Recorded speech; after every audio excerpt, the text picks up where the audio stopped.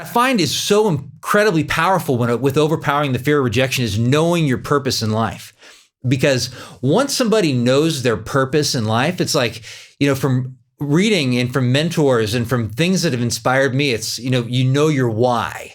Your why you're doing something. So what's your why? So people will come to me and say, I want to start this business, quit my job. I want to go ahead and start this, podcasting business, or I want to go ahead and start this business where I help people with projects that help make their dreams come true. I have a friend, a buddy, who one of his passions is these passion projects where he helps people bring their passion to life. And so once you have your why, which for all those situations, your why is like, okay, this is why I'm doing what I'm doing. It's because of my family. It's because I want to leave a legacy. I had this other client tell me, I kept digging in deeper into their why. Like, why do they want to start this business? Why do they want to grow this business? And it eventually came to the point where, at first it was these things like, well, I want to prove that I can be successful. I want to be one of the top people in my industry.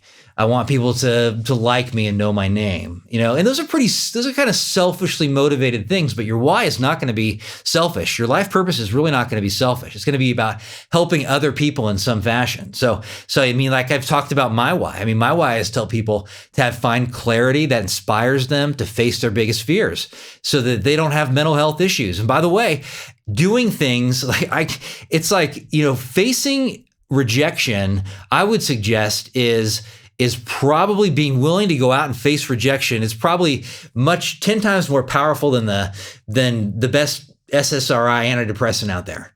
To go and to see a victory and to say, I can actually do this and face this. I would suggest it's one of the best ways that we can deal with our own mental health, our own anxiety, depression issues that we have by actually facing our fears.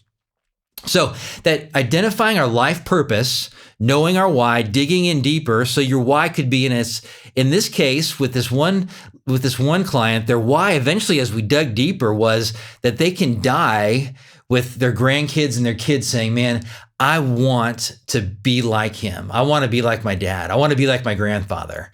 And he at this point doesn't feel like he's lived a life and has the legacy to do that. He hasn't lived a life true to himself to be able to say that at the end of his life. To have the confidence that his kids will say that at the end of his life. And that why was just, I could see it on his face. It was changing him. It was like making cold calls aren't a big deal, because I have this bigger why that's going to drive me.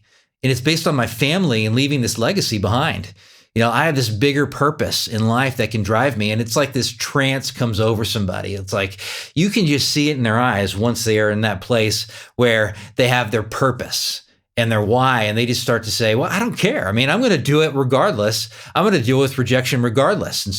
And they go out and they start taking the action, which is really the third thing is we got to take action to overpower our fear of rejection. There has to be some level of action.